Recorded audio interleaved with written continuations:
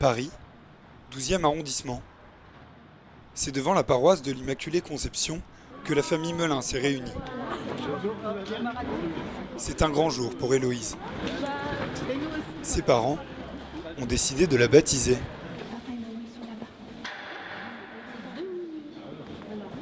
Alors, Héloïse, la communauté chrétienne t'accueille avec joie. Et en son nom, je te marque de la croix le signe de Jésus-Christ notre Seigneur.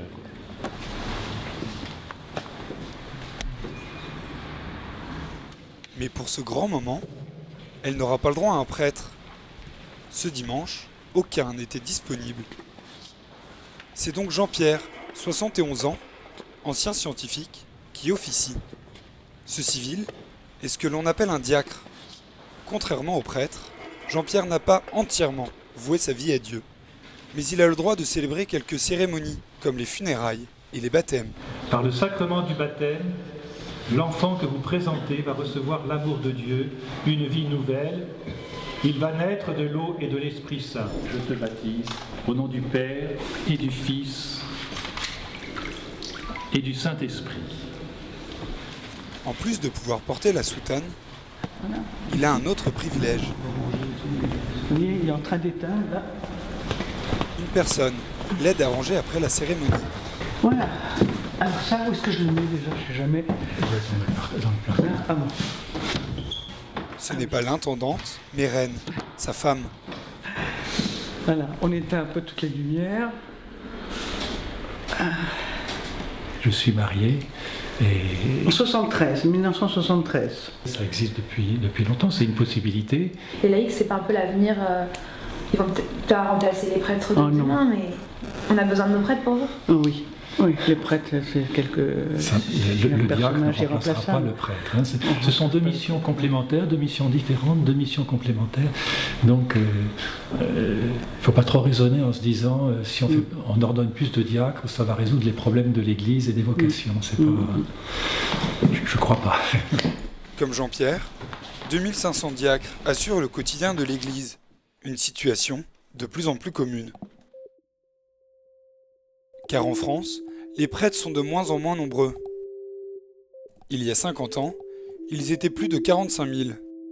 Aujourd'hui, ils ne sont plus que 15 000. Et la moitié d'entre eux a plus de 75 ans. Conséquence, le manque de prêtres se fait ressentir dans les paroisses. Et la relève n'est pas assurée. Pourquoi y a-t-il moins de prêtres en France? Que fait l'Église pour pallier ce manque? Et qui sont les prêtres de demain? Exceptionnellement, nous avons poussé les portes d'un séminaire, là où se forment les futurs prêtres. Enquête au cœur d'une communauté en crise. À Blon-sur-Seine, en banlieue parisienne. Ici, la paroisse Saint-Joseph a dû faire face au manque de prêtres. En 2014, Père Étienne part à la retraite. L'église se retrouve orpheline. Le diocèse de Créteil fait alors appel à Père Benoît, originaire de Côte d'Ivoire. Ce prêtre africain s'est vite adapté au rythme du pays. Comme chaque week-end, c'est une course contre la montre qui débute. J'ai deux messes tous les dimanches, une à 9h30, une à 9h30 à Saint-Joseph et une autre à 11h à Notre-Dame de l'Assomption d'Ablon. Ici, on n'en fait pas beaucoup. En Afrique, on fait plus. Vous en faites combien? Au moins 4. Ce matin, il est en retard.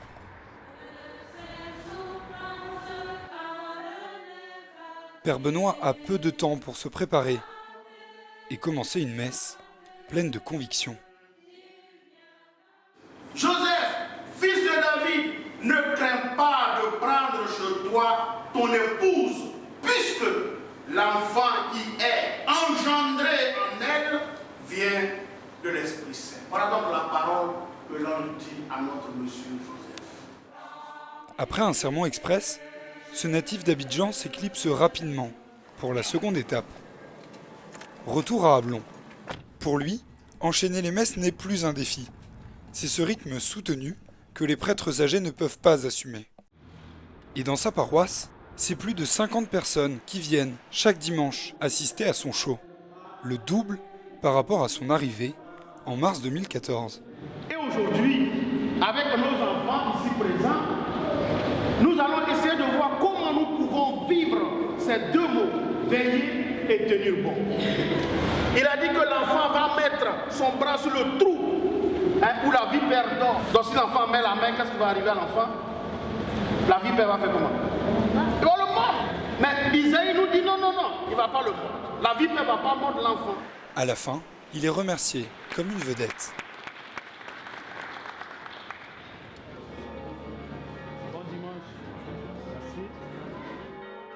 Lorsqu'on interroge les fidèles à propos du Père Benoît, voilà ce qu'ils répondent.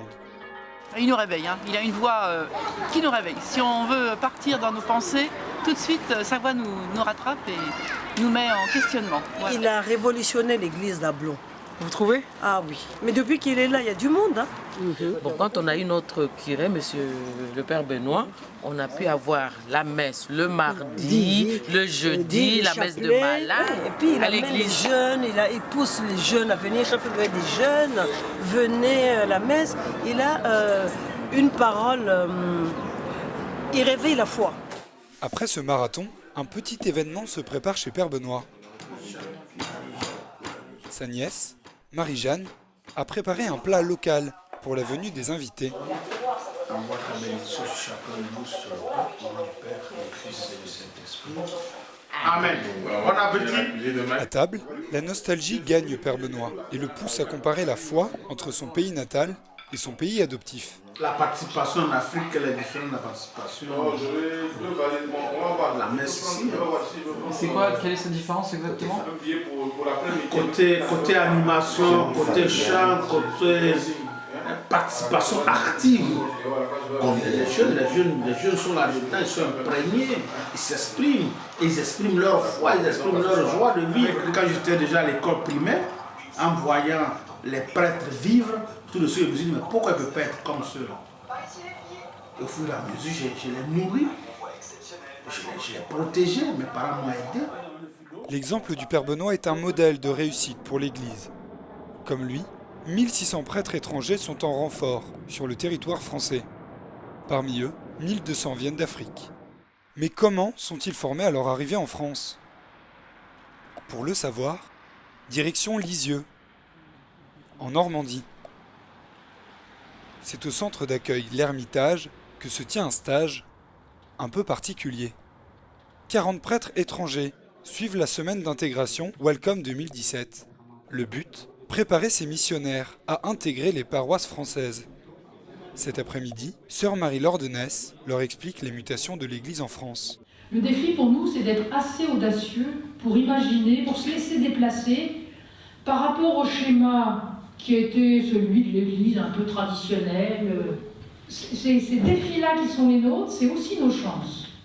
Il faut essayer de faire en sorte que nos communautés ne se replient pas uniquement sur le culte. Parmi les 40 participants, Benjamin, 38 ans. Du Togo, en Afrique de l'Ouest. L'Afrique de l'Ouest, et puis le Togo, c'est un tout petit pays ici. On est obligé de s'adapter à la société française parce que quand on est venu ici, ce n'est pas tout la même réalité, mais on est obligé de s'adapter. Après la conférence, un atelier débat est organisé. L'occasion pour les prêtres de se projeter sur la réalité du terrain, mais aussi d'exprimer leurs impressions en prenant la parole en public. Un exercice pas toujours facile. Parfois, nous considérons et nous prenons dans la stratégie de bouche-trou. Et pour les stagiaires, les laïcs qui sont là, mais le prêtre devient comme un enfant et puis il vous enseigne. C'est vrai qu'on se humilie, mais à un certain moment, ils oublient que c'est un prêtre. Désormais conscient du contexte, des appréhensions persistent. Ils sont surpris de l'église qu'ils découvrent aussi, parce que, notamment de la place des laïcs ici, je pense, ils sont surpris de ça, ils sont surpris du contexte, et ils ont l'impression que tout vacille, quoi. Même si c'est pas dit ouvertement, ça bouscule dans les campagnes, parce que d'abord, on avait un prêtre dans chaque paroisse, dans chaque clocher, après on a fait des regroupements, il n'y avait plus de prêtres, etc. Donc, tout ça fait que ça participe de ce que je disais tout à l'heure sur ce sentiment d'abandon. Et vous vous rendez compte, on n'a même plus de prêtres en France, il faut qu'il y ait des prêtres qui viennent de l'étranger. Il y a un peu ça, je pense, derrière.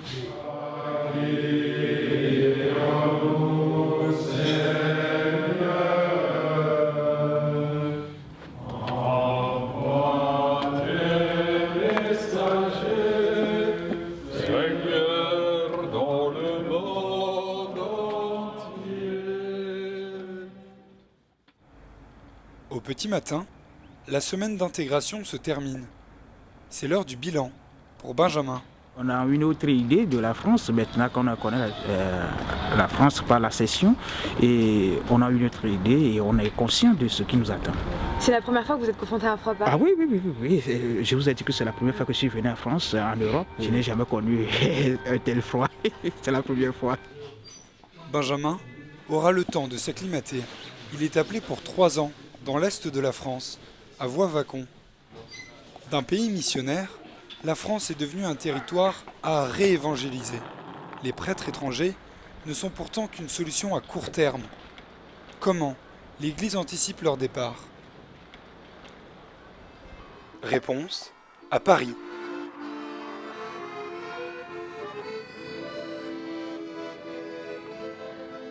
Dans le 7e arrondissement, derrière les Invalides, se trouve la Conférence des évêques de France. Ici, on coordonne les activités pastorales et la communication de l'Église. Surprenant, c'est une femme, Nathalie Bécard, qui est à la tête du service des vocations. Donc là, on va dans le bureau des assistantes Et autres. et bénévoles. Et donc, notamment Bénédicte, qui est en particulier l'assistante qui travaille sur les vocations. Peut-être tu peux nous montrer, Bénédicte, quelques productions que nous avons ici derrière. Notamment pour les vocations de prêtres qui sont là. Voilà, en fait, depuis cette année, oui, beaucoup de productions sont en ligne sur le site. Et par contre, cette année encore, pour la Journée mondiale des vocations, seront éditées des images. Par exemple, celle-là, la Why Not? Alors ça, c'est une carte, voilà. Alors ça, c'est un peu différent d'une prière. C'est une carte qui a pour but d'être directement destinée aux jeunes et justement dans des espaces un peu... c'est le principe des cartes com, donc ça veut dire qu'on peut la laisser traîner dans un bar où il y a des jeunes ou dans un lieu, une aumônerie, vous voyez, là où des jeunes passent. Et elle invite les jeunes, avec cette petite image un peu humoristique, à dire, voilà, prêtre, pourquoi pas, why not?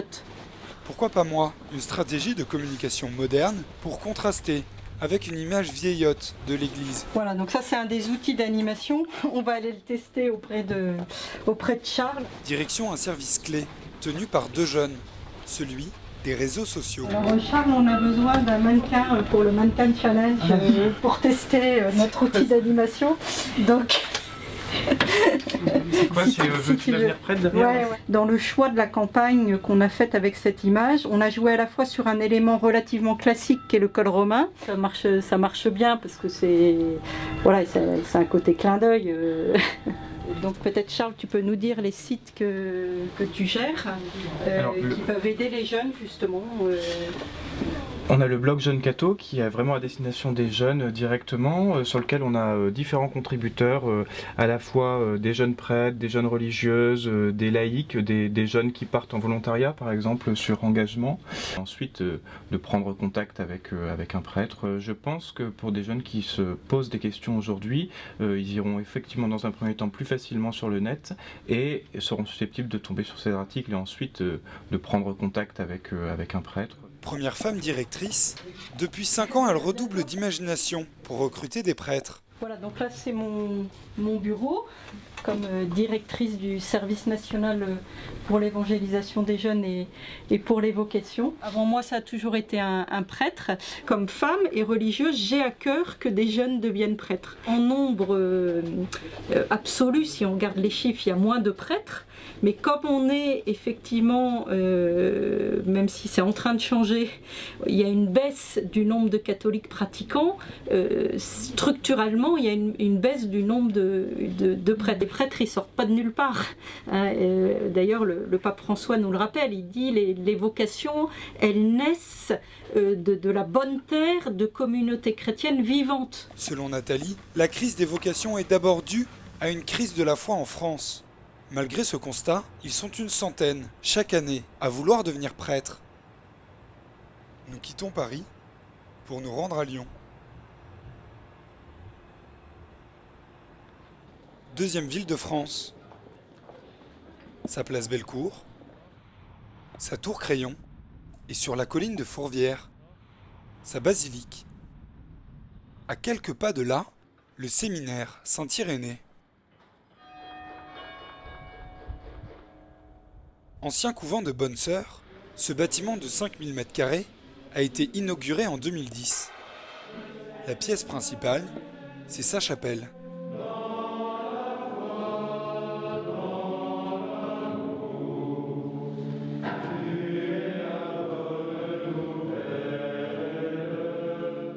Ici, 30 séminaristes sont en formation pour donner leur vie à Dieu.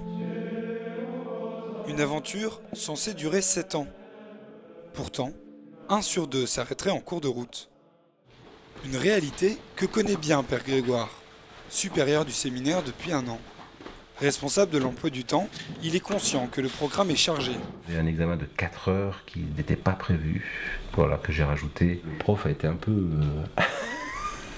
un petit peu assommé là. 4 heures d'écrit, voilà. Les 3 premières années sont basées sur la réflexion de leur engagement auprès de Dieu. C'est ce que l'on appelle le discernement. Les 3 années suivantes, ils étudient la théologie, l'analyse des textes sacrés. Et là en ce moment c'est les partiels, donc ils révisent comme des fous.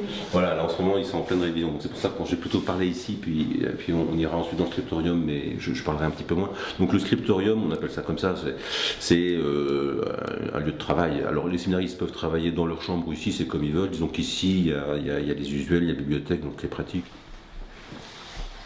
Il y a une dimension de joie, de découverte, tout ce qu'on veut, mais il y a aussi une dimension de pénibilité, il faut travailler. Avec 25 heures de cours par semaine, les moments de répit sont rares. Charles Alban fait partie des séminaristes qui révisent. Ce prêtre en devenir est actuellement en 5e année. Dans 5 jours, les partiels commencent. Au programme, théologie, hébreu et mots de tête. La semaine de révision, c'est une bonne grosse semaine. Oui. En fait, là où c'est un peu plus exigeant, c'est que du coup la journée devient très simple. Prière, repas, travail. C'est exigeant effectivement par certains côtés sur le plan intellectuel, mais c'est pas d'abord l'intellectuel qui compte. On se forme pas ici pour faire des études de théologie. Ce qu'on veut ici, c'est former le cœur d'un prêtre de demain. Donc finalement, les études, ça peut peut-être parfois un peu décourager certains un petit moment. Souvent, ceux qui arrêtent, c'est à la fin de la première année, qui est une année de prière, de réflexion, qui est vraiment faite pour se poser des grandes questions.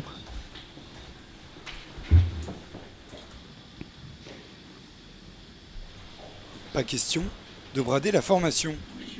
Privilégier la qualité est primordial, au risque de tomber dans un piège dangereux.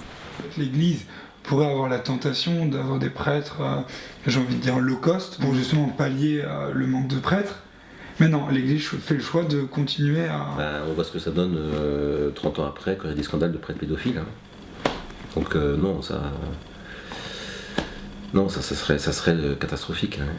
Non, il vaut mieux moins de prêtres. Un prêtre scandaleux, d'abord ça abîme je ne sais pas combien de personnes, et puis ça va bousiller le boulot de 20 prêtres qui vont donner leur vie. L'enjeu, c'est pas les vocations sacerdotales. En premier, c'est la foi. Si les prêtres, il faut d'abord qu'il y ait des chrétiens. Pourquoi est-ce que vous pensez qu'il y a moins de chrétiens en 2017 ? Il y a quand même le paramètre de la richesse. c'est bête à dire, mais on est dans une société comblée, et enfin apparemment comblée. Chasteté, obéissance et pauvreté sont les vœux qui régissent la vie des séminaristes. Une discipline qui n'empêche pas quelques moments de détente. Oh là là!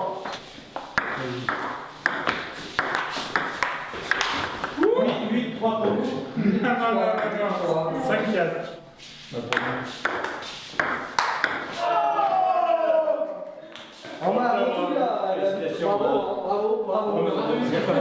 Toi, t'as joué.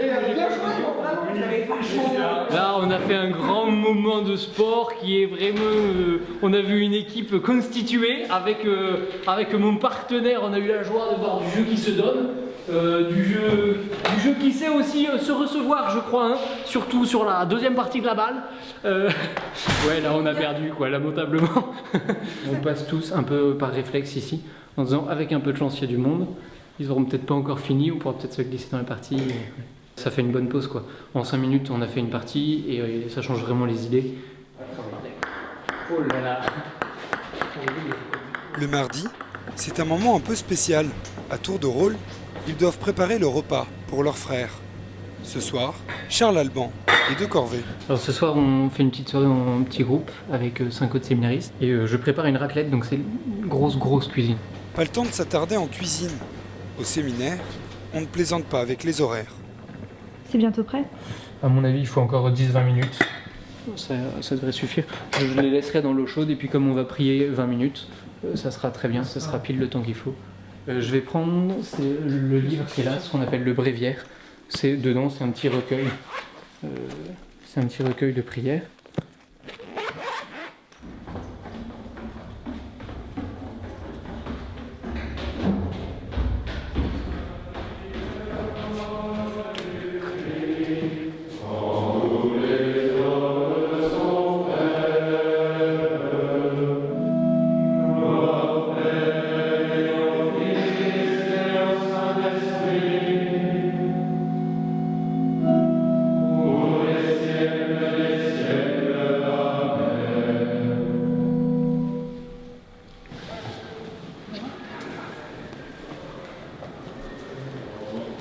Après la prière, c'est l'heure de passer à table.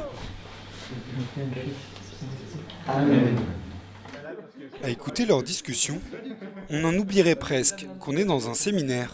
Il se trouve que Marc et moi, nous avons 2 avis très opposés. Il soutient Pixar et moi je soutiens beaucoup plus Disney.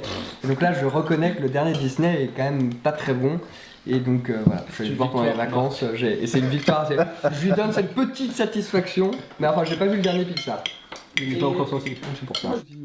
De simples inconnus, ils sont devenus une petite famille. On a des profils hyper différents. Il y en a qui ont fait des grandes études. Bon, pas là. Le premier jour, quand je suis arrivé donc à Paray-le-Monial pour l'année de discernement, et que j'ai regardé les gens que j'avais autour de moi, j'ai dit... Les 3/4, j'aurais même pas adressé la parole si je les avais croisés dans la rue. Donc après le repas, on regarde un film, ce sera Le Seigneur des Anneaux en version longue. Ça commence à 9h et donc ça dure jusqu'à à peu près 1 heure. Ouais, okay. Très bien, t'es d'accord? Vous allez regarder non. Je sais que certains d'entre nous aiment bien se coucher pas trop tard et surtout pendant la révision. Donc je fais exprès de prendre le film le plus long qui me passe en tête. Pas de soirée cinéma pour Charles Alban. Après une longue journée, il est temps pour lui de regagner son dortoir. Ici, pas de wifi, ni de télé, mais une simple chambre de 15 mètres carrés. Donc là on est dans ma chambre. Et tous les séminaristes ont une chambre comme ça, individuelle. Donc moi j'ai de la chambre, j'ai plutôt une grande chambre. Mais sinon en gros c'est toujours un peu agencé pareil. On a une bibliothèque, un bureau, un lit et puis et notre salle de bain. Ça c'est une photo de la brigade dans laquelle j'étais, j'ai fait une école militaire. Je suis en bas à droite, je suis ici. Et donc ça c'est tous ceux avec qui j'ai fait ma formation. C'est une expérience qui me sert... parce que, alors de plusieurs façons, d'abord parce que ça m'a formé quand même dans ma façon de réagir, de travailler, voilà. Et puis peut-être aussi dans ma façon de gérer. Engagé dans une première voie, c'est pourtant dès le plus jeune âge qu'il se sent appelé. Tout petit, il y avait un peu cette idée à la messe, une fois, je suis de famille pratiquante, Et à la messe, je me souviens m'être dit quand même, le prêtre, il a l'air de connaître un peu Jésus, enfin de le connaître de près. Et le moment où pour moi c'est devenu vraiment clair, c'est en priant et en voyant qu'à chaque fois que je priais, je m'arrêtais sur la phrase « Viens, suis-moi » ou « Toi, suis-moi ». Peut-être quand même que c'est un peu moi qui me fais des idées, quoi. Le Seigneur m'appelle, ouais, mais c'est énorme, quoi, qu'il m'appelle moi. Ça me semble un peu bizarre. Mon frère était persuadé que j'avais une copine et essayait de me tanner pour savoir quel nom, enfin comment s'appelait ma copine. Et quand il a compris qu'en fait je rentrais au séminaire, ça lui a fait un drôle de choc. Une destinée symbolisée par un engagement à travers le célibat. Je suis carrément en décalage en choisissant d'être célibataire. C'est très différent, mais notre célibat sert aussi à ça, à dire mais en fait l'amour de Dieu ça comble une vie. J'aurai pas de femme, pas d'enfant, mais en fait c'est pour vivre autre chose, c'est aussi un choix fait pour être disponible à Dieu, pour pouvoir avoir des enfants spirituels en quelque sorte. Le séminaire m'apprend à devenir vraiment homme. Et ça tombe bien parce qu'il faut être vraiment homme pour être vraiment prêtre.